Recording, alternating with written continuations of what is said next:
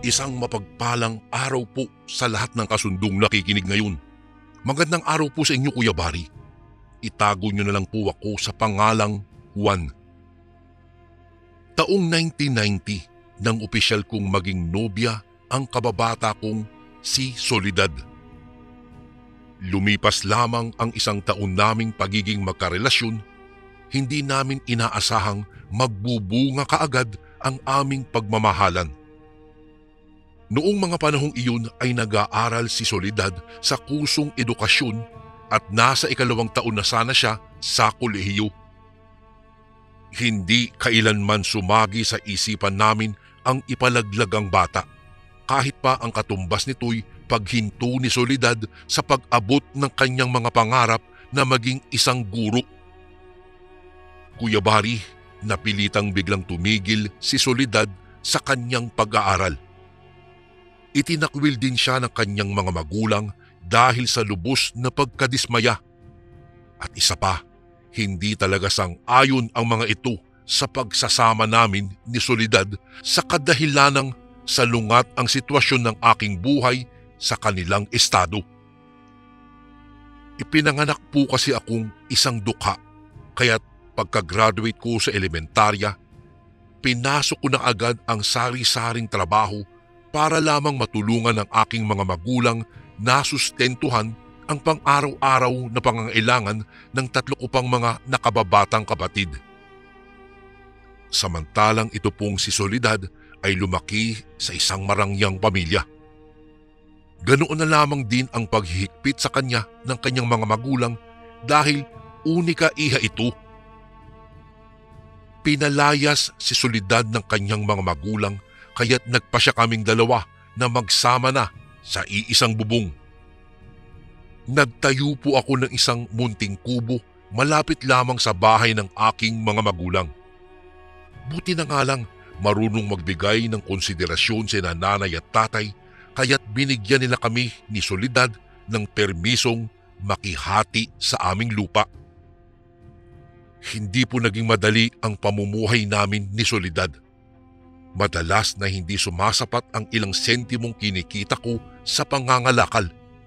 Pero kahit pa magkandakuba na ako sa kahahanap buhay, ni isang beses hindi kami humingi ng suportang pampinansyal sa mga magulang niya. Isang araw, pagkatapos mga lakal sa bayan, huminto ako sa tindahan upang bumili ng gatas para sa panganay namin ni Soledad na nooy tumungtong na sa 2 taong gulang. Nang ibinigay ko ang bayad, sinabi ng tindera na kulang umano ang pera. Nagmahal na raw kasi ang presyo ng gatas. Bumubot ako sa bulsa, umaasang may makakapapa akong barya, pero lumusot lang ang daliri ko sa butas nito. Baka naman ho, Ali, utang ko na lang po muna yung kulang. Babayaran ko na lang po bukas pagbalik ko. Matumal po kasi talaga ang kita ko ngayon sa pangangalakal. Pakiusap ko sa tindera. Pinandilatan ako ng Ali dahil sa aking mga tinuran. Nag-cruise ang mga braso nito at sinabing, "Ay nako, hindi ko na problema yan kung kulang ang pera mo. Hindi na ako tumatanggap ng utang, iho, sapagkat puno na ang listahan ko ng mga pangalan."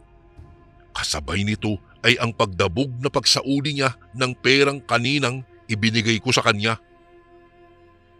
Wala akong nagawa kung hindi napabuntong hininga na lamang ako. Iyong pinakamurang gatas na nga lang ang kaya ng aking bulsa, tapos nagmahal pa. Laylay ang balikat na dumiretso ako ng lakad sa kalsada. Hila-hila ang kariton na ginagamit ko sa aking pangangalakal. Ilang minuto pa'y isang lalaki sa tansya ko'y 40 anyos ang lumapit po sa akin. Lingid sa aking kaalaman ang kanyang pagkakilanlan. Isang ngiti ang nakaukit sa kanyang mga labi kaya't napatigil ako sa paglalakad upang usisain ito ukol sa kanyang pakay. Nagpakilala ang lalaki bilang si Densyo. Nasaksihan niya raw ang pagtanggi ng tinderang pagbigyan akong bumili ng gatas sa kulang na halaga. Napakunot naman ang aking noo sa kanyang sinambit. Napatanong ako sa aking isip kung ano naman ang koneksyon nito sa paglapit niya sa akin. Aalukin sana kita ng trabaho kung gusto mong kumita ng malaki-laking pera. Nanlaki ang aking tenga dahil sa aking narinig. Abay, magandang oportunidad ito upang makapag-ipon para sa aking mag-ina. Kaya't hindi na ako nagpasikot-sikot pa, Kuya Bari, at agad na tinanong ang lalaki kung ano ang partikular na trabahong inaalok niya. Sinabi niyang nagmamay-ari siya ng isang kainan sa isang medyo may kalayuang baryo. Kasalukuyan umano siyang naghahanap ng bagong kusinero dahil karamihan daw sa mga dati niyang empleyado ay nagsialisa na. 500 daw ang sahod sa isang araw at mula umaga hanggang hapon lang daw ako magluluto. Hindi naman daw importanteng may pambihirang abilidad ako sa pagluluto. Sapat na anya na may kaalaman lang ako rito.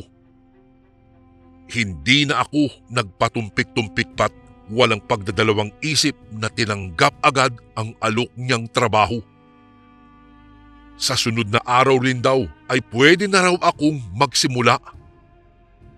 Ibinigay niya po sa akin ang espesipikong pangalan ng baryo at ipagtanong-tanong ko na lamang daw sa mga tao roon ang kinatatayuan ng karinderya niya sa pamamagitan ng pagbanggit ng kanyang pangalan. Bago rin pala kami nagpaalam sa isa't isa, ipinakilala ko ang aking sarili at saka nagpasalamat sa ibinigay niyang oportunidad. Dali-dali akong umuwi ng bahay upang ibalita sa asawa kong si Soledad na mayroon na akong bagong trabaho. Puno naman ito ng pagkagalak dahil anya, wala daw mangyayari sa amin kung habang buhay daw kaming aasa sa kakarampot na baryang kinikita ko sa pangangalakal. Kinabukasan din, nilakbay ko ang ibinigay na address ni Densyo. Tahimik ang baryo. Iilang tao lamang din ang matutunghayan sa labas at ang pumukaw pa ng aking atensyon, Kuya Bari, ay ang mga blankong emosyon sa mga mukha nila. Lumapit ako sa isang bruskong lalaking nakaupo sa tapat ng isang bahay habang nililibang ang sarili sa paninigarilyo. Tumuon ang isang paris ng itim na balintataw nito sa akin kasabay ng pagbuga ng usok mula sa kanyang sigarilyo. Magandang umaga po. Nais ko lang po sanang magtanong. Nauutal kong usal sa mahinang boses. Pagtango lamang ang naging tugon ng lalaki, kaya't pinagpatuloy ko ang aking pakikipag-usap. Sir, san ho ba ang daan papunta sa kainan ni Densyo? Muling bumuga ng usok ang lalaki at saka ipinunto ng kanyang hintuturo ang kaliwang direksyon. Lakarin mo lang yung daan na yan. Pagkatapos, lumiko ka sa kanan kapag kami nakita kang palikong daan. Kapag kami nakita kang kainan, yun na. Yun ang kainan ni Densyo. Malinaw na paliwanag nito sa akin. Nagpasalamat naman ako rito't saka sinunod ang sinabi niyang daan. Kuya Bari, habang tinatahak ko ang isang kalyeng walang katao-tao, nakaramdam po ako ng parang kakaiba sa paligid. Sa pakiwari ko'y may nakakubli sa likod ng bawat punong aking nadadaanan. Para bang may isang presensya na sumusunod sa akin. Palingon-lingon ako sa paligid habang ako'y naglalakad. Nagsisitayuan na rin ang mga balahibo ko sa katawan dahil sa malakas na ihip ng malamig na hangin sa lugar na iyon. Ilang sandali pa, may narinig akong yabag ng mga paa sa aking likuran na tila ba sinasabayan akong maglakad. Buhat ng kaba, hindi ako naglakas loob noong una na lingunin at kumpirmahin kung sino ito. Baka kako sumakto lamang na nakasabay ko siya sa paglalakad. Binilisan ko na lamang din ang aking bawat paghakbang Ngunit nakakapagdudang bumilis din ang mga hakbang nito. Hanggang sa maya-maya pa'y naramdaman ko ang pagsakal sa akin ng isang braso mula sa aking likuran. Pilit akong nagpupumiglas at ang resulta nito'y ang pareho naming pagkatumba sa damuhan doon sa gilid ng kalsada. Napakalakas ng kung sino mang sumakal sa akin. Nang makawala ako sa kanyang braso, pumosisyon ako sa ibabaw nito upang ambahan ito ng suntok sa mukha. Ngunit naudlot ito nang marinig ko ang pagtawag sa aking pangalan ng isang pamilyar na boses. Natanaw ko si Densyo na kumakaripas ng takbo patungo sa aming direksyon habang ang lalaking sumakal naman sa akin ay nakatakip pa rin ang palad sa kanyang mukha bilang proteksyon mula sa pagtama ng aking kamao. "Oh, anong nangyari?" Bulalas nito nang tuluyan ng makalapit ito sa amin. Umalis ako sa ibabaw ng lalaki tumindig sa harapan ni Densyo at saka ipinaliwanag ang biglaang pagsakal kasi ng lalaki sa aking liig. "Ay, halata namang di masarap ang atay mo," sambit ng lalaki at saka dali-daling kumaripas ng takbo papalayo. Napakunot naman ang aking noo dahil sa kanyang sinabi. Hindi ko talaga maunawaan ang nais niyang ipahiwatig sa litanya niyang ito. Pinayuhan naman ako ni Densyo na sa susunod daw ay mag-ingat dahil may mga basag ulo umano talaga sa baryo na ginagawang pampalipas oras ang pakikipagrambulan sa kung kaninong magustuhan daw nila. Hindi ko na lamang binigyang pansin ang nangyayaring engkwentro ko sa basag ulo na iyon at sumama na kay Densyo patungo sa kainan nito. Pagdating namin doon, ipinakilala niya ako sa mga trabahador niya. Doon nakilala ko si Brandon, isa ring kusinero roon na siyang magiging katuwang ko daw sa pagluluto. Si Manding ang siyang nagsisilbing dishwasher at tagalinis ng mga kalat. Ang huli sina Laila at Matet ang nagbibigay daw ng mga orders sa mga customer. Naging maganda at maluwag naman ang pagtanggap nila sa akin, Kuya Bari, bilang bagong empleyado sa karinderya ni Densyo. Masasabi kong hindi na rin lugi si Densyo sa tubong kinikita niya dahil marami ang kumakain po doon. Nadiskubre ko rin na puro atay ang inihahanda nila. Kumbaga, ito ang pangunahing sangkap sa mga putahe. Ika nga, ito ang specialty nila. Tumungo na ako sa kusina at saka sinuot ang apron. Minanduhan ako ni Brandon na ako na ang bahala sa pagluluto ng adobong atay. Nakalapag na rin sa mesa ang mga kakailanganin. Hindi na rin naman sa akin bago ang pagluluto nito dahil madalas kong tulungan si tatay noon sa pagluluto nito kapag may okasyong ipinagdiriwang sa aming pamilya. Brandon, gaano ka nakatagal na nagtatrabaho dito?" Pagsisimula ko ng konversasyon sa pagitan namin ni Brandon na parehong abala sa kusina. Inalis niya ang takip ng isang malaking kaldero at saka nilanghap ang masarap na amoy ng kanyang niluluto. Ako ba? 3 taon, sagot niya sa malamyang tono. At upang bigyang buhay ang atmosfera, nagbitaw muli ako ng isa pang tanong kasabay ng pagpihit ko sa kalan upang lumayab ang apoy nito. Bro, napansin ko, atay ang pangunahing sangkap dito, no? Talagang mahihilig siguro ang mga tao dito sa atay, no? Sa amin kasi, kukunti lang ang mahilig eh. Nanatili namang seryoso ang mukha ni Brandon na animoy walang ka-interes-interes sa pakikipag-usap. Hindi ko alam eh. Tanungin mo si Densyo.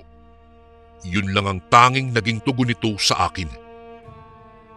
Tumango na lamang ako at hindi na pinagpilitan pa ang sariling makipag-usap kay Brandon. Isang araw pa lamang po ako roon. Nakatanggap na kagad ako ng papuri mula kay Densyo. May angking kakayahan daw umano ako sa pagluluto at mas pagbutihin ko pa raw lalo. Sa 500 sinahod ko sa unang araw, nakabili na ako ng gatas ng aking anak at mga pagkaing sasapat na sa 1 linggo. Kaya naman talagang laking pasasalamat ko po. Oh, ilapag mo lang dyan sa gilid. Utos ni Densyo sa binatang pumasok sa kusina na bitbit ang isang malaking selyadong kahon. Tumatagaktak ang pawis nito at sa kanyang bawat mabigat na paghingay, mababakas talaga ang pagod. Matapos ilagay ng binata ang kahon, inabutan nito ni Densyo ng perang papel at pagkatapos magpasalamat ay lumiba na ang binata. Siya nga pala, Juan, nakalimutan kong ipakilala sa iyo yung binatang pumasok dito kanina. Ang pangalan nito'y si Timo. Siya ang nagdi-deliver ng mga atay rito sa karinderya. Wika ni Densyo habang pinanonood niya kaming magluto ni Brandon. Naging malinaw na sa akin na ang laman ng kahon na iyon ay mga atay. Minsan ay ginabi ako sa aking pag-uwi. 6:30 na ng gabi at makulimlim na ang paligid. Dala-dala ko ang isang lumang flashlight na nakuha ko lang sa tambakan ng basura noong ako'y nangangalakal pa lang. Kahit napakahina ng liwanag na nililikha nito'y pinagtiyagaan ko na lamang. Dahil nga hindi ko masyado maaninag ang daan, hindi ko sinasadyang may makakabanggaan akong isang tao. Nang tutukan ko ito ng flashlight, napagtanto kong si Timo pala ito. Ngunit nanlaki po ang aking mga mata sa mantsa ng dugo sa kanyang kamiseta. Bakas din ang pagkataranta sa reaksyon nito. Nang tanungin ko naman siya kung saan ang galing ang mantsa ng mga dugo sa kanyang damit, ang tugon niya'y tumulong lamang daw siya sa pagkatay ng baboy doon sa kabilang baryo para daw sa bisperas umano ng fiesta. Hindi na ako nag-abala pang usisain ito ng marami pang katanungan, bagamat may napapansin akong kakaiba talaga sa kanyang tono ng kanyang pananalita. Nang lumipas ang 1 linggong pagtatrabaho ko sa kainan ni Densyo, nagsimula akong makaramdam ng misteryo. Para ba kasing may hindi tama sa mga tao roon? Manding, bakit natanggal yung dating kusinero dito? Tanong ko kay Manding nang minsang magkaroon kami ng pagkakataong makapagpahinga. Tila ba kasi hindi interesadong makipag-usap si Brandon, kaya't kay Manding na lamang ako nagtanong. Hindi tinanggal kung hindi umalis. Tugon nito sa akin. Nang tanungin ko kung ano ang dahilan, nagkibit balikat lamang ito, sabay sabing hindi daw niya alam. Gayunpaman, sa kabila ng mga katanungan kong hindi mabigyan ng kasagutan, nanatili pa rin ako sa karinderya ni Densyo. Isang araw, isang balita mula sa asawa kong si Soledad ang sumalubong sa akin pagkauwi ko ng bahay galing sa trabaho. Natagpuan umanong patay ang kumpare naming si Paring Anjo doon daw sa may sapa. Ang ipinagtataka umano ng mga otoridad na sumuri sa bangkay nito ay kung bakit atay lamang ang nawawala sa mga lamang loob nito. Walang sino man ang may ideya kung ano ang posibleng naging motibo ng sospek sa pagpatay kay Paring Anjo. Sa pagkakaalam kasi naming lahat, wala naman itong kasamaan ng loob dahil napakabuting tao nito. Narinig ko pa ang tsismisa ng ilang matatanda sa amin. Ang sabi nila, may posibilidad daw umanong alasip ang may kagagawan ng sinapit ni Paring Anjo. Napakulot naman ako dahil bago sa aking pandinig ang terminong ito. Ang alasip daw, Kuya Bari, ay isang uri ng aswang na pumupuntirya ng mga biktima sa gitna ng mahimbing nilang tulog, at ang tangi lamang nitong nais kainin ay ang atay ng mga biktima. Dahil dito, Inabisuhan ang lahat na mag-ingat bagamat hindi pa rin natitiyak ang totoong motibo sa likod ng karumal-dumal na pagpatay kay paring Anjo. Dulot ng pangamba, palagi ko ring pinapaalalahanan ng asawa kong si Soledad na magsara ng bintana at ikandado lahat ng pintuan. Kung sasapit na ang gabit, wala pa rin ako sa aming bahay.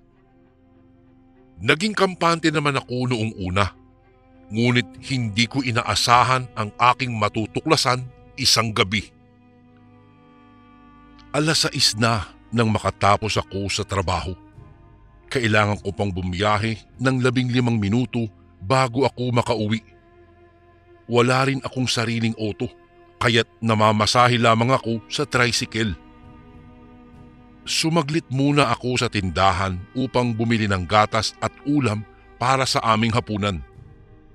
Nang makababa na nga ako sa tricycle, tinahak ko ang isang masukal na daan bago tuluyang makarating sa aming bahay.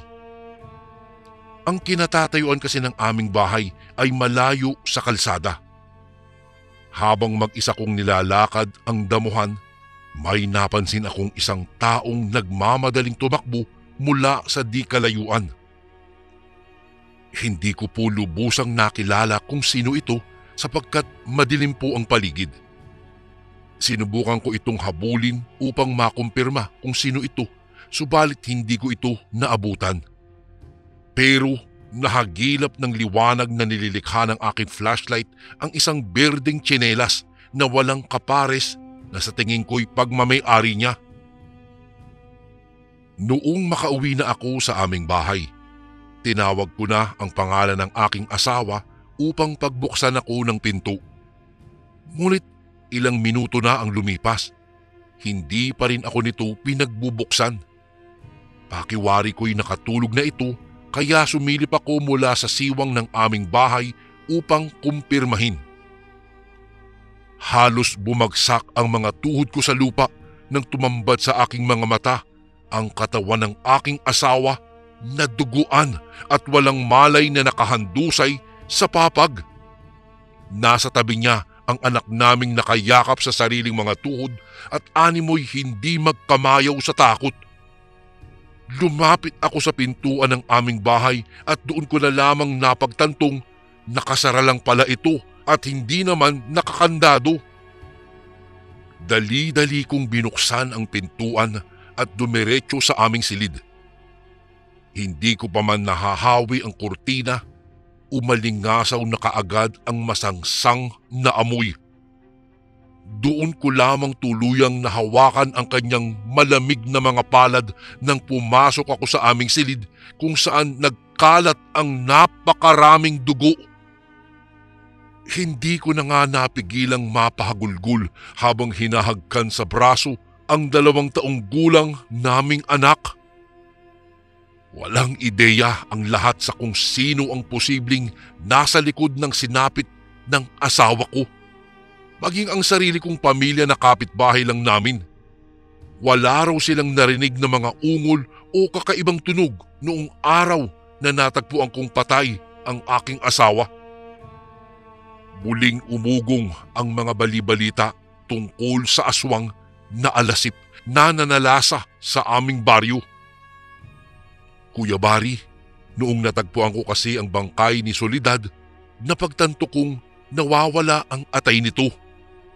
Kung kaya't naipangako ko sa aking sarili na ipaghihiganti ko ang aking asawa, tutugisin ko ang hamas na kumitil ng kanyang buhay. Habang ipinagdaraos ang burol ng aking asawa, nagpaalam ako kay Densyo na liliban muna ako sa trabaho, pero babalik din ako kaagad pagkatapos ng 5 araw na lamay. Gaano man kabigat sa dibdib ang pighating dinulot ng pagkamatay ni Soledad, kailangan ko pa ring tumindig at kumayod para sa aking anak at para mabawi ang malaking halaga ng pera na inilaan namin upang maayos naming maipalibing ang aking asawa. Naunawaan naman ni Densyo ang aking paliwanag at dumalaw pa nga ito sa bahay upang iparating ang kanyang pakikiramay. pati na rin sina Brandon, Manding, Laila, Matet at si Timo. Ngunit ang ipinagtataka ko lamang ay ang naging reaksyon ng aking anak na animoy nakakita ng multo nang masilayan ang pagdating ni Timo. Kung nakapagsasalita lamang ito, magiging malinaw sana ang ipinapahiwatig ng kanyang naging asal. Ang sabi naman ng aking ina, normal lamang daw sa mga bata ang matakot kapag nakakakita ng bagong mukha. At marahil ay hindi pa rin maalis ang trauma sa aking anak matapos paslangin ang ina nito sa kanyang harapan.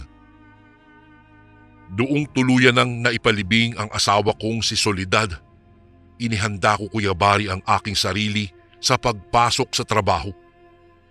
Wala pa rin ako sa wisyo at kung tutuusin, halos minu-minuto'y parang pinagbabagsakan pa rin ako ng langit at lupa. Ganun pa man, kailangan kong maghanap buhay. Itatapon ko na sana ang mga basurang nagkalat sa kusina nang pumukaw sa aking atensyon ang isang bagay na nakasiksik sa tambakan kasama ang iba pang mga basura. Isa itong manipis na berdeng tsinelas. Katulad ng tsinelas na natagpuan ko noong parehong gabing natagpuan kong duguang nakahandusay ang aking asawa. Bumalik ako ng kusina kung saan naroon si Brandon na abala sa pagluluto. Ipinakita ko rito ang tsinelas at tinanong ito kung mayroon siyang ideya sa kung sino ang maaaring nagmamay-ari nun. Naningkit ang kanyang mga mata na animoy mayroong inaalala. Parang nakita ko na yung suit-suit ni Timo Sagot niya sa malamyang tono. Lumakas bigla ang kalabog ng aking dibdib sa kanyang naging tugon. Posible nga kayang si Timo ang lalaking natanaw ko doon sa kakahuyan noong gabing iyon? Dumagdag pa ang nakapagtatakang naging reaksyon ng aking anak nang dumating ito sa lamay ng aking asawa. Hindi kaya si Timo ang alasip? At papaano kung ang mga atay na dinideliver niya kay Densyo ay atay ng mga tao? Lumapit ako ng hakbang kay Brandon at umusal ng pabulong. Bro, alam mo ba ang kahulugan ng alasip? Gumuhit ang pagkagulat sa mukha ni Brandon nang marinig ang huling salitang aking binanggit, Kuya Bari. Sumagot lamang siya sa pamamagitan ng isa pang tanong. Anong meron? Tanong niya sa akin. Doon ko na isinalaysay ang mga napansin kong kakaiba kay Timo at kung papaanong nabuo sa aking isipan ang ideyang si Timo ay isang alasip at ang binebenta niyang mga atay kay Densyo ay atay ng tao. Tahimik lamang siyang nakinig at hanggang sa natapos ako sa aking pagsasalaysay ay hindi siya nagsasalita. Pare, ipaghihiganti ko ang aking asawa. Saad ko na nakakuyom ang mga kamao at nagngingit-ngit sa galit. Napailing-iling lamang si Brandon at kasabay nito ay ang pagpasok ni Densyo sa kusina. Nagmamadali kaming bumalik sa aming mga ginagawa samantalang tumatakbo pa rin sa utak ko ang balak kong paghihiganti kay Timo.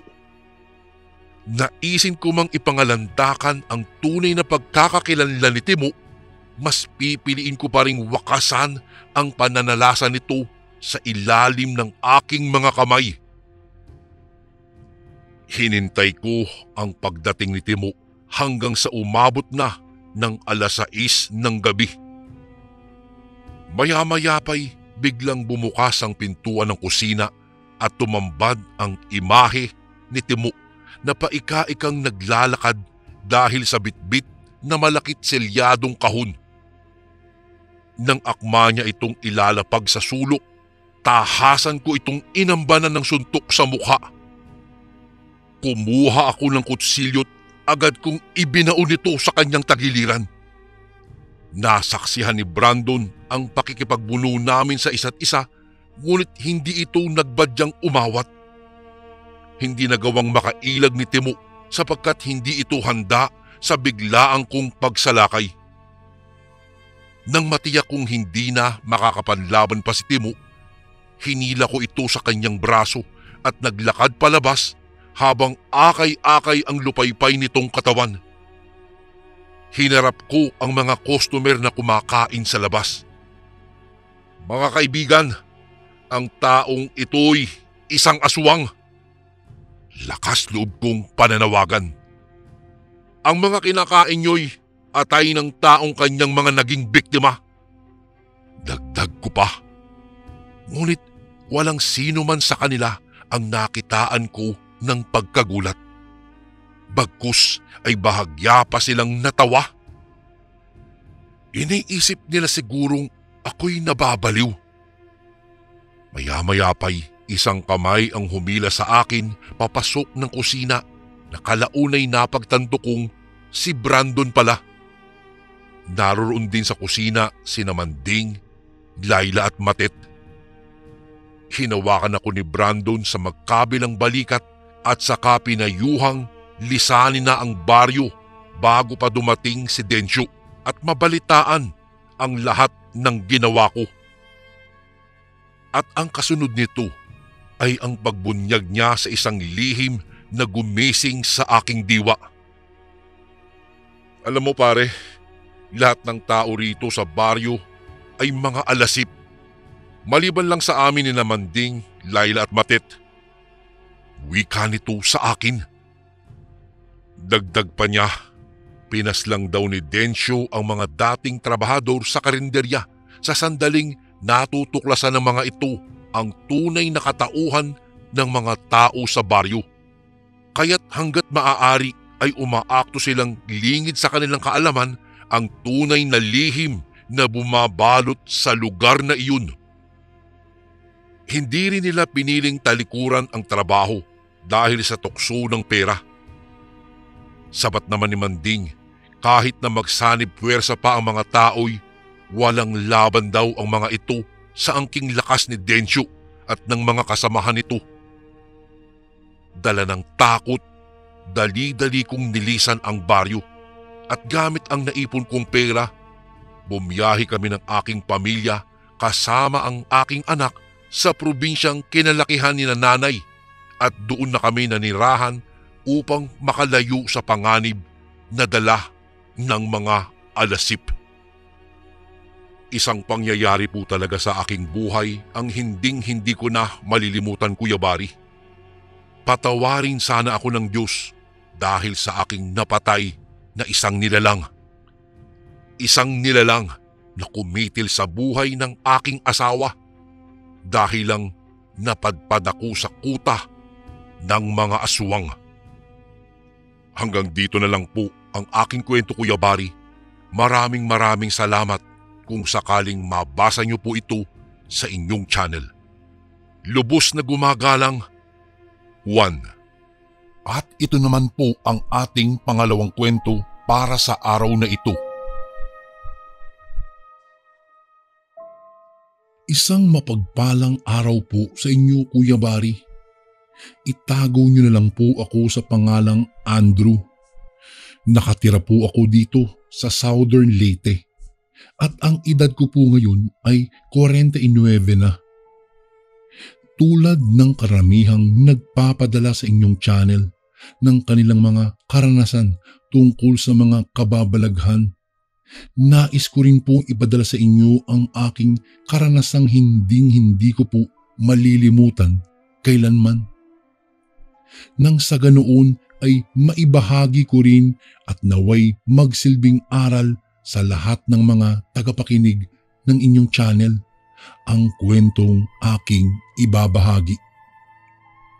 Nangyari po ito dekada 90 at noong mga panahong iyon, Kuya Bari, ay kasalukuyang nangangamuhan po ako bilang isang kargador ng mga sako-sakong bigas na idinideliver at ibabagsak namin sa iba't ibang lugar kung saan may sinusuplayan ang amo namin.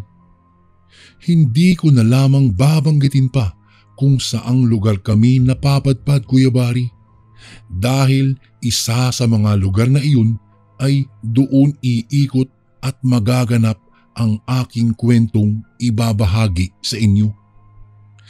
Isang umaga noon, minadali na akong magkarga ng mga sako-sakong bigas ni Mang Totong dahil malayo-layo umano ang aming pupuntahan. May bago raw kasing susuplay ang bigas ang mga amo namin. Kung kaya kinakailangan naming agahang bumiyahe nang sa ganoon ay hindi kami gabihin sa daan. Mang Totong, malayo ba talaga ang lugar na pupuntahan natin? Tanong ko sa matandang driver nang matapos na akong magkarga ng mga bigas sa isang malaking sasakyan. Oo Andrew, kaya nga dadaanan natin si Nelson sa bahay nila para may makakasama tayo pagpunta roon. Alam mo kasi medyo hindi ko kabisado ang lugar na sinasabi ni Madam eh. Tugon sa akin ni Mang Totong. Ay, ganun po ba? Magandang malita po yan. Sige, sama natin si Kuya Nelson para naman may makakasama akong magdiskarga ng bigas pagdating sa lugar na pupuntahan natin. Anya ko pa. Kaagad na kaming bumiyahe ni Mang Totong matapos naming daanan ang katrabaho kong si Nelson. Nakiusap kasi si Mang Totong rito na pumasok muna siya ng araw na iyon. Dahil mas kabisado niya ang lugar na pupuntahan namin. Kasi baka mawala umano kami at abutan kami ng ilang araw sa pagbabiyahe. Habang nasa biyahe na kami ay panay ang paalala sa amin ni Nelson na wag umano kaming basta-basta bumili ng kahit anong pagkain kapag may inaalok sa amin.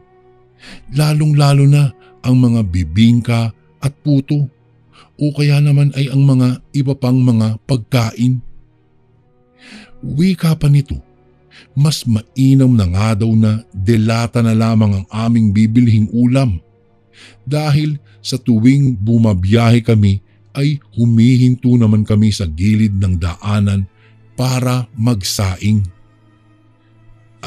Kuya Nelson, matanong ko lang, bakit naman bawal bumili ng mga kakanin dun? Mukhang malinis naman yata yung mga binebenta ng mga tao sa pupuntahan natin. Tanong ko sa kanya. Alam mo tol, sabi kasi ng nanay ko, marami raw ang manlalason sa lugar na iyon. Dahil minsan na raw silang napadpad ng tatay ko roon. Kaya alam nilang marami ang hindi kaaya-aya sa lugar na iyon. Wika sa akin ni Kuya Nelson. Ganun ba? Anong ibig mong sabihin, hindi kaaya-aya tol? Tanong ko ulit sa kanya. Alam mo bang, yung bang mga katulad na lang ng mga manlalason, mambabarang at mga aswang, iyon ang tinutukoy ko tol. Sagot niya sa akin. Ha? Ano? Aswang? Naniniwala ka ba sa mga ganyan? Natatawa kong saad sa kanya. Sinabi naman ni Mang Totong sa akin na totoo umano ang mga aswang. Dahil minsan na rin daw siyang naka-encounter ng ganoong klaseng nilalang. Noong minsang inabot raw siya ng madaling araw sa pagdi-deliver ng mga bigas. Dahil naligaw raw siya ng kanyang daanan. Kung kaya inabot na siya ng gabi pagdating sa lugar na babagsakan niya ng supply. Kaya naman, pagkatapos niyang magbaba ng bigas, ay agara na siyang bumiyahe pabalik at doon na niya nakasagupa ang aswang. Sa pagkakataong iyon, Kuya Bari, bagamat hindi ako napaniwala ni Mang Totong sa mga ikinikwento niya sa akin, nakaramdam pa rin naman ako ng kilabot sa katawan dahil baka mamaya nga mangyari sa amin ang naranasan niya.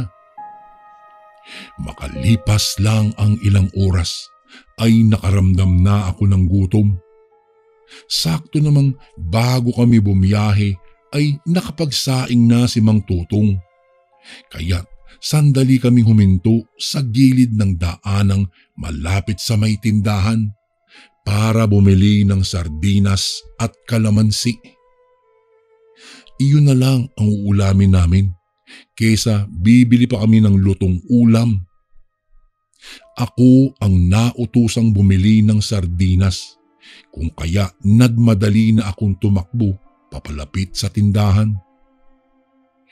Habang bumibili ako ay tinanong naman ako ng matandang tindera kung saan kami papunta. Kaya sinabi ko sa kanya ang lugar na babagsakan namin ng supply ng bigas. Naku iho, delikado sa lugar na iyon.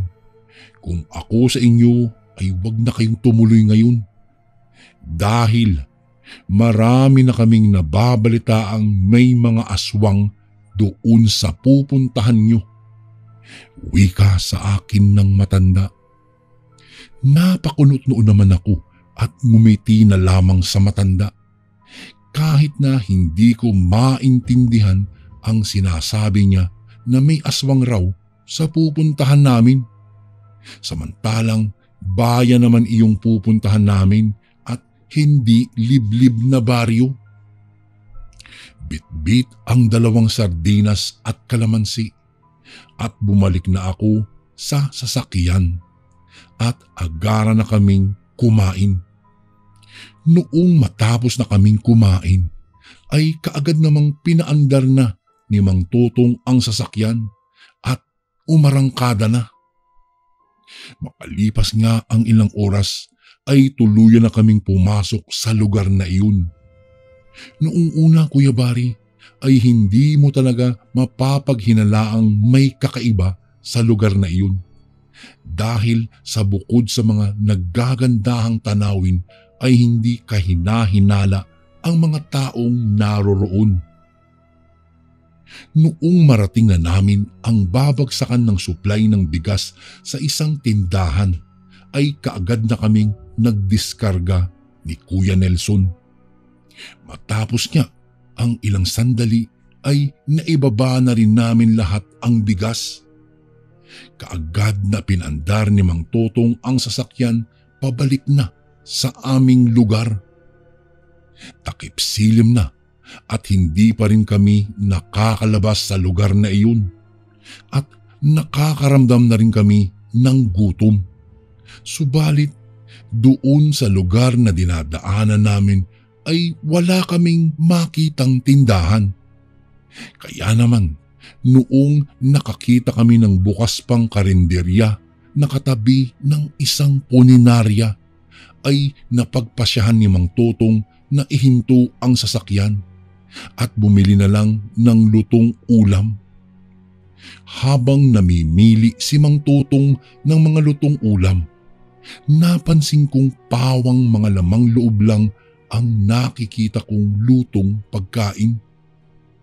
Kung kaya't bopis na lang ang pinili ko at si Mang Tutong naman ay adobong isaw. Maging si Kuya Nelson ay bopis na rin ang inorder. Habang ibinabalot ng matanda ang inorder naming ulam, ay napansin kong tila masama kung makatitig sa amin ang mga taong kumakain sa loob ng karinderya. Kaya naman, agara na kaming bumalik sa sasakyan. Noong makabalik kami sa nakaparada naming sasakyan, ay kaagad na kaming pumwesto sa gilid upang kumain. Akmang kakain na sana kami nang bigla kong naalala ang kalamansing natira kanina. Kaya naman, agad ko nang kinuha iyon sa plastik at pinigaan ang bopis na nabili ko. Inalo ko naman si Mang Tutong kung gusto niya bang patakan ng kalamansi ang adobong ulam niya. O sige, akin na nga yan. Ano bang klaseng ulam to? Walang kalasa-lasa. Para namang hindi uso ang asin at toyo dun sa karinderyang iyon. Wika pa ni Mang Totong at agaran ng pinatakan ng kalamansi ang kanyang ulam. Akmang susubo na sana ako ng pagkain nang bigla na lamang umalingasaw ang ulam na pinatakan ko ng kalamansi. Kaya naman napatitig ako sa bupis at sinuri ko kung bakit bumubula iyon na parang panis na. Gayong nakita ko naman na umuusok pa iyon sa init nang ibalot ito ng matanda kanina. Hanggang sa walang ano-ano ay bigla na lamang kaming nagulat at agarang nabitiwan ang ulam. Sa kadahilanan na ang bopis na pagkain ay bigla na lamang iyong naging bituka. Halos masuka-suka ako nang makita kong may ilan-ilang parang daliri ng tao at balumbon ng buhok na nakabuhol doon sa bituka. Maya-maya'y nakita ko na lang si Mang Totong na biglang nagulantang din dahil ang kanyang ulam ay ganoon din ang nangyari. Mayroon siyang nakitang tenga at mata ng tao. May kasama pang mga ngipin at yung isang laman ay parang dila ng tao. Noong makita naman iyon ni Mang Totong ay hindi niya mapigilang magsuka at pilit na dinudukot ang kanyang lalamunan nang wala na siyang mailabas pa. Nang sa ganoon ay maisukan niya lahat ang kanyang nakain. Napamura naman ng malutong si Kuya Nelson at nagwikang umalis na kami umano sa lugar na iyon dahil aswang ang mga kumakain doon at tao ang kinakain nilang karnet, hindi karne ng hayop.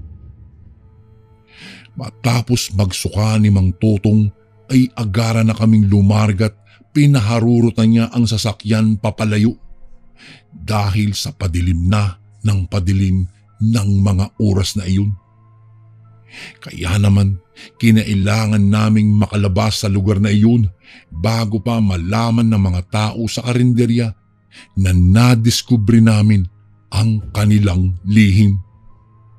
Naging matiwasay naman kaming nakauwi sa lugar namin at noong ikwento nga ni Kuya Nelson sa kanyang ina ang nangyari ay nalaman naming matagal na pala nilang alam na iyong karinderyang katabi ng puninarya ay karni ng tao ang kanilang binebenta dahil sa mismong puninarya binibili ang lamang loob ng tao at iyon ang iniluluto at ibinebenta nila sapagkat may nakapagsabing isang tauhan ng puninaryang iyon na nagbebenta sila umano ng mga bituka ng tao at ibinebenta iyon ng kanilang amo doon mismo sa katabi nitong karinderya.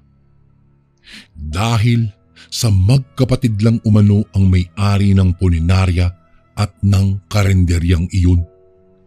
Kung kaya malayang nakakapagtransaksyon ang mga ito sa isa't isa.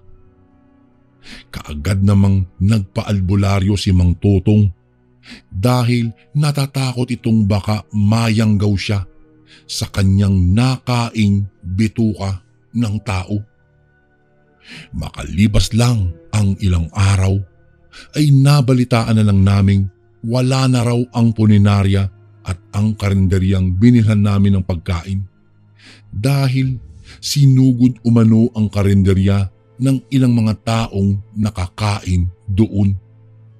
Dahil sa nagkakasakit na daw ang mga ito at yung iba ay naglalaway na raw na parang mga asong nauulol.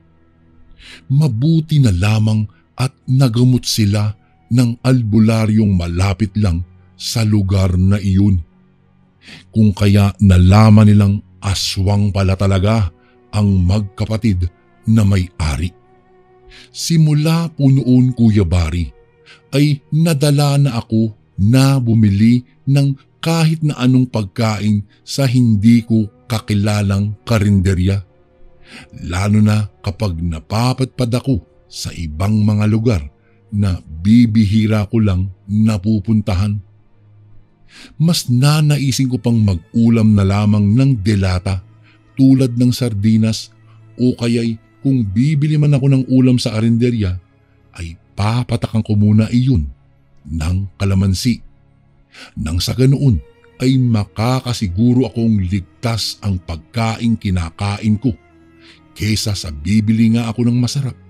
Ngunit hindi mo naman alam kung ligtas ba iyong kainin. Hanggang dito na lang po ang aking kwento. Naway nagustuhan nyo at ng mga listeners nyo ang aking kwentong ibinahagi. Lubos na gumagalang, Andrew. At ito naman po ang ating pangatlong kwento. Magandang araw po, Kuya Barry. Tawagin niyo na lang po ako sa pangalang Carolina. Nakatira dito po sa Nueva Ecija. Ang ibabahagi ko pong kwento sa inyo ay nangyari ito dekada 90. At noong mga panahong iyon ay nagtatrabaho ako bilang tindera sa isang tindahan ng grocery dito sa lugar ko kung saan ako ipinanganak at lumaki. Hindi ko na lamang po babanggitin pa kung saan sa Nueva Ecija nangyari ang karanasan kong ito. Respeto na rin sa mga taong naroroon at sa iba pa. Nakaugalian ko na po, Kuya Barry, na bumili ng pritong puwet ng manok. Bali, 12 oras po ang aking trabaho. Pagpapasok ako ng 7:00 ng umaga ay uuwi naman ako ng 7:00 ng gabi. Kaya ang ginagawa ko na lang bibili na lang ng pritong puwet ng manok sa gilid ng kalsada at iyon na lang ang iniuulam ko bilang aking hapunan pagka-uwi ko sa aming bahay.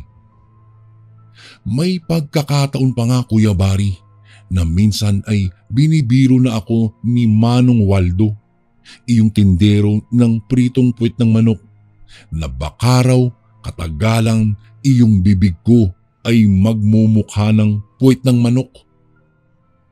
Ay naku, Tay Waldo, malabo po yung sinasabi niyong magmumukhang puwet ng manok itong bibig ko. Wika ko kay Tata Waldo. Natatawa lang naman ito at ipinagbalot na ako ng napili kong bilhin.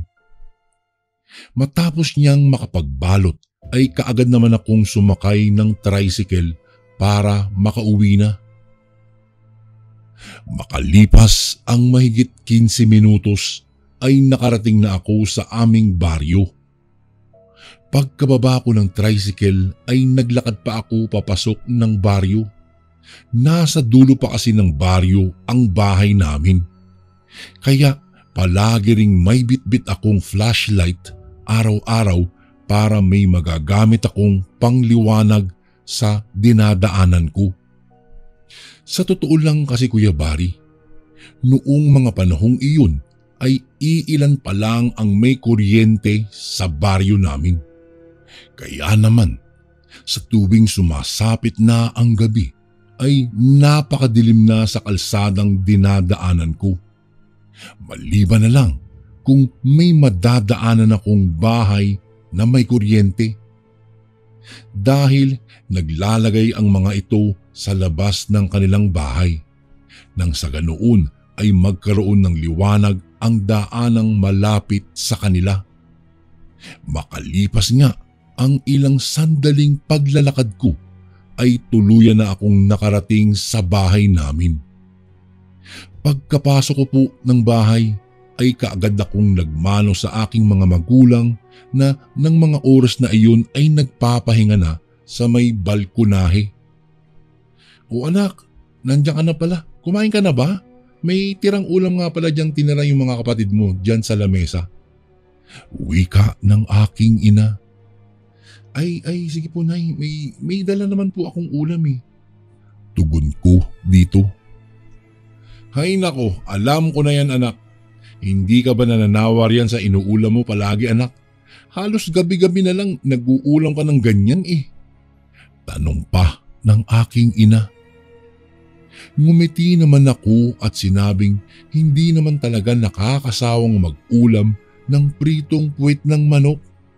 Tapos ay isasawsaw mo sa sukang may napakaraming sili at kalamansi. Sino naman ang mananawa kapag ganoon ang uulamin mo? O siya, sige na nga, kumain ka na lang dyan at para makapagpahinga ka na. Sambit pa ng aking ina. Matapos kong ilapag ang bag ko sa upuan, ay dumiretso na ako sa kusina upang kumain. Habang kumakain ako, ay nakita ko pa ang aking amang pumasok sa kusina at uminom ng tubig. Kaya inaya ko itong kumain dahil masarap ang ulam na nabili ko sa bayan. Ay nako, sige lang anak, kumain ka lang riyan at ako'y katatapos lang kumain. Sagot ng aking ama matapos nitong lumagok ng isang basong tubig. Makalipas ang ilang sandali ay natapos na akong kumain. Kaya naman pumunta na ako sa kwarto upang magbihis ng pantulog at makapagpahinga na. Kinabukasan, tulad ng normal na araw-araw kong ginagawa Kuya Bari, ay ganoon ulit ang palaging ginagawa ko. Gigising sa umaga para maligo't magbihis ng pangtrabaho. Pagkatapos ay mag-aasikaso ng babaunin ko sa pananghalian. At pagkatapos nun ay lalakad na upang pumasok sa trabaho ko. Naging maayos at maganda naman ang araw ko na iyon. Ngunit pagsapit ng 7:00 ng gabi at nang makalabas na ako sa trabaho, ay hindi ko makita si Tatay Waldo na nagtitinda sa gilid ng daanan sa may sakayan ng tricycle papunta sa baryo namin. Bahagya akong nadismaya at nalungkot dahil wala naman akong ibang alam na mapagbibilhan ng ulam kundi sa matandang si Tatay Waldo lang. Isa pa, tinatamad na akong maglakad pa ng malayo para maghanap lang ng uulamin ko. Sumasabay na rin kasi ang pagsakit ng aking puson dahil sa kabuuan ng dalaw ko. Kung kaya, iritang-irita talaga ako ng mga oras na iyon. Ano ba naman yan? Bakit kaya hindi nagtinda si Tatay Waldo ngayon? Bubulong-bulong na tanong ko sa aking isipan habang naglalakad na papunta sa paradahan ng tricycle. Ay nako, wala tuloy akong uulamin ngayon. Anya ko pa. Subalit, bago pa man ako makarating sa paradahan, ay may naririnig akong naglalako ng ulam. Kaya sandali pa akong napalingon sa naglalako. Noong lingunin ko iyong naglalako, ay nakita kong matandang lalaki iyon.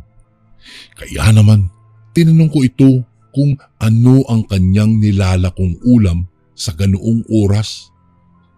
Sumagot naman itong pritong manok ang kanyang paninda.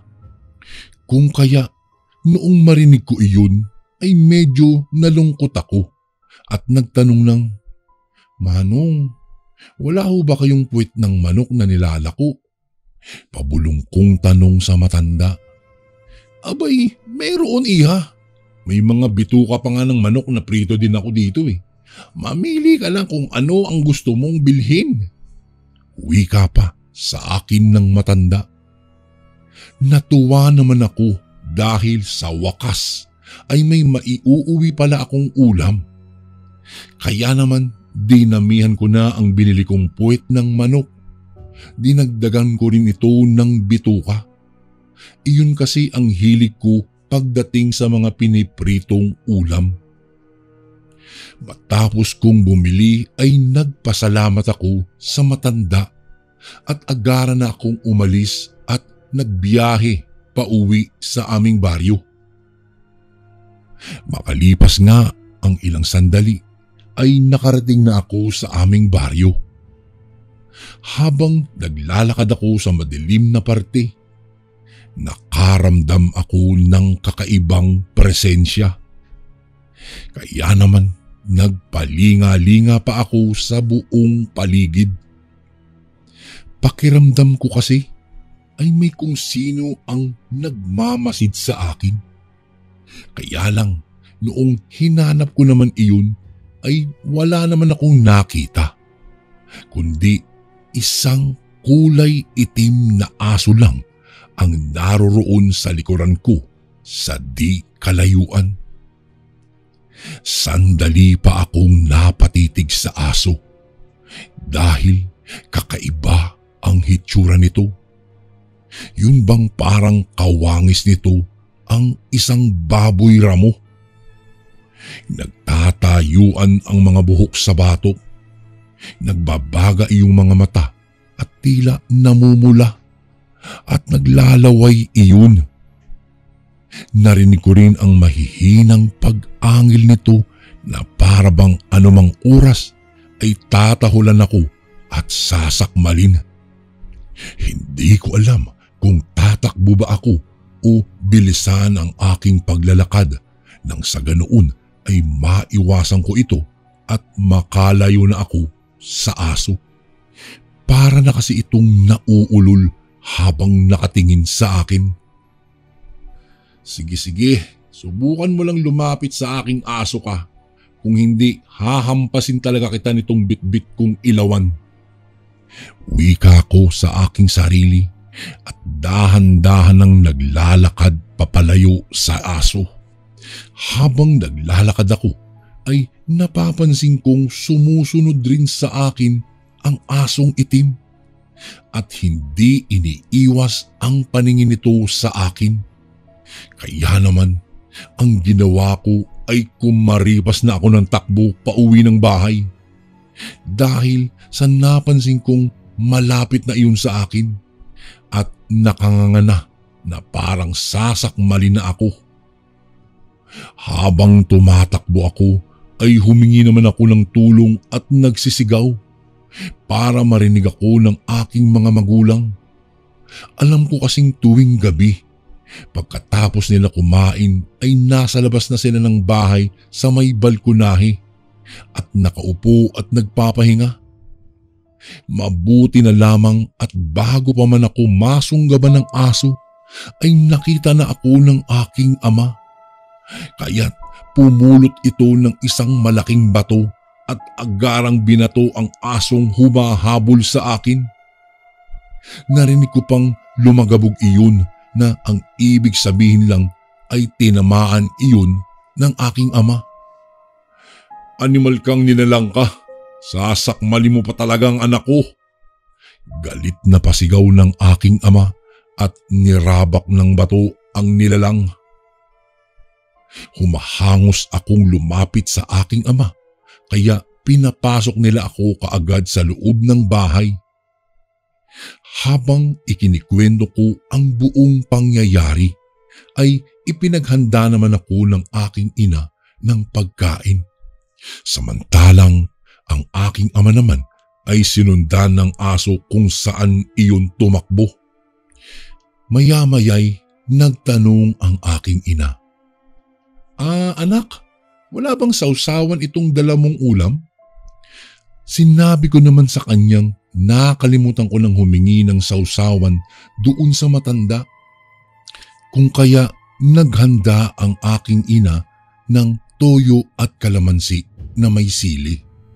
Habang pinipiga niya ng sabay ang dalawang kalamansi doon sa toyo, ay hindi niya sinasadyang matalsikan ng katas ng kalamansi ang puwit ng manok. Nagulat na lang ako nang biglang napasigaw ito at nabitiwan ang kalamansing hawak nito. Napadako naman ang paningin ko doon sa puwit ng manok na natalsikan ng katas ng kalamansi. At doon na nga'y nanlaki ang aking mga mata. Sa kadahilanang biglang nagbago ang anyo ng puwit ng manok na tila naging kakaibang karne at hindi ko mawari kung ano iyon. Maya-maya'y umalingasaw rin ang napakabahong amoy na tila ba amoy panis na sabaw ng ulam. Kaya agaran akong napatakip sa aking ilong. Noong mga oras na iyon ay biglang dumating ang aking ama at nasaksihan niya ang pangyayaring hindi namin mawari ng aking ina. Napamura naman ng aking ama habang naglalakad ito papalapit sa kinaroroonan ng pagkain. "Punyemas, aswang ang humabol sa iyo, Carolina. At itong ulam na ito, saan mo ba ito nabili?" Galit niyang tanong sa akin. Sinabi ko namang sa naglalakong matanda iyon. Kaya napalatak ang aking ama at sinabing marahil ay iyong nabilihan ko at ang iyong humahabol sa akin kanina ay iisa lamang sapagkat aswang ang nabilhan ko ng pritong puwit ng manok. Kaagad niyang kinuha ang ulam at ibinaon ito sa lupa. Ayon pa sa aking ama, habang ibinabaon daw niya sa lupa ang ulam, ay may nakita daw siyang mga daliri ng tao. At ang nagpaduwal sa kanya ay noong nakakita siya ng mata ng tao. Kinabukasan, nagkita kami ni Tatay Waldo, kung kaya ikinuwento ko iyon sa kanya. Kaya naman mariin niya akong binilinan na kapag bibili daw ako umano sa mga naglalako ng pagkain, manghingi daw ako ng sausawan o kaya'y kalamansi, nang sa ganoon ay makakasiguro akong ligtas iyong makakain ko. Dagdag pa ni Tatay Waldo, hinding-hindi daw magbibigay ng sausawan kapag aswang ang naglalako. Lumipas ang ilang araw, hindi ko na rin nakita pa ang matandang naglako ng ulam sa akin. At hindi na rin ako nakaranas pang habulin ng nilalang tuwing uuwi ako. Dahil palagi na akong sinusundo ng aking ama sa bungad pa lang ng aming baryo. Hanggang dito na lang po ang aking kwento at sana'y nagustuhan niyo po, Kuya Bari, ang aking isinalaysay. Gumagalang, Carolina. And again, maraming salamat po mga kasundo. Don't forget to subscribe and i-click nyo lang po yung bell na button para updated po kayo sa mga upcoming videos namin na paparating. Maraming salamat po ulit. God bless and ingat po lagi dyan. Ito po si Kuya Bari at ako ang sundo.